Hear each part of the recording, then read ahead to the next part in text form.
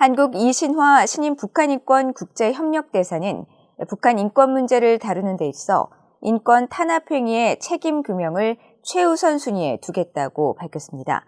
또 한국 내 북한인권재단 설립의 필요성을 강조했습니다. 조상진 기자가 보도합니다.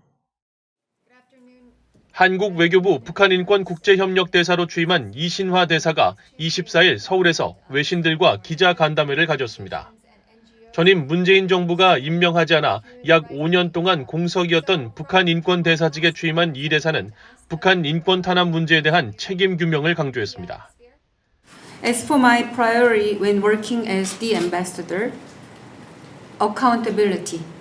I think accountability should be given the first priority. Holding North Korean leaders accountable for human rights violation could play a preventive role as recording so-called crime against humanity, discourages perpetrators' human rights abuse. 이 대사는 그러면서 그런 역할을 수행하기 위해 한국 정부와 관련 기관, 시민단체들과 협력할 것이라고 밝혔습니다. 또 북한 인권 문제는 보편적 인권 수호 차원에서 접근하는 것이 더 효율적일 수 있다며 유엔 등 국제사회에서 한국의 주도적 역할을 강조하고 특히 북한 인권 문제에 대해 같은 생각을 갖고 있는 국가는 물론 그렇지 않은 국가들을 설득해 협력을 강화하는 것이 중요하다고 말했습니다. 이 대사는 이어 미국과의 협력을 위해 미국 국무부 북한인권특사가 조기에 임명되는 것이 중요하다고 강조했습니다.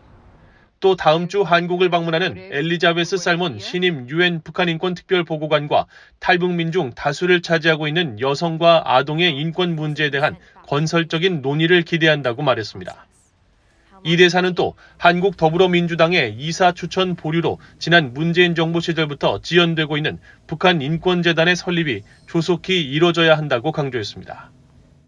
It is not a question of whether to launch or change the name. It is the matter of implementing the 2016 Human Rights Act. That act itself was also very overdue since that was proposed since 2005. It takes more than 10 years to finally approved both by ruling and opposition party at the time. Therefore, it's not the issue whether we will establish it or not, but it is the matter of when and how we can implement. 이 대사는 문재인 전임 정부 5년간 정부 부처 내 북한 인권 관련 부서가 많이 축소됐다며 이런 역할을 되살리고 북한 인권단체들에 대한 지원도 충분히 이뤄져야 한다고 지적했습니다.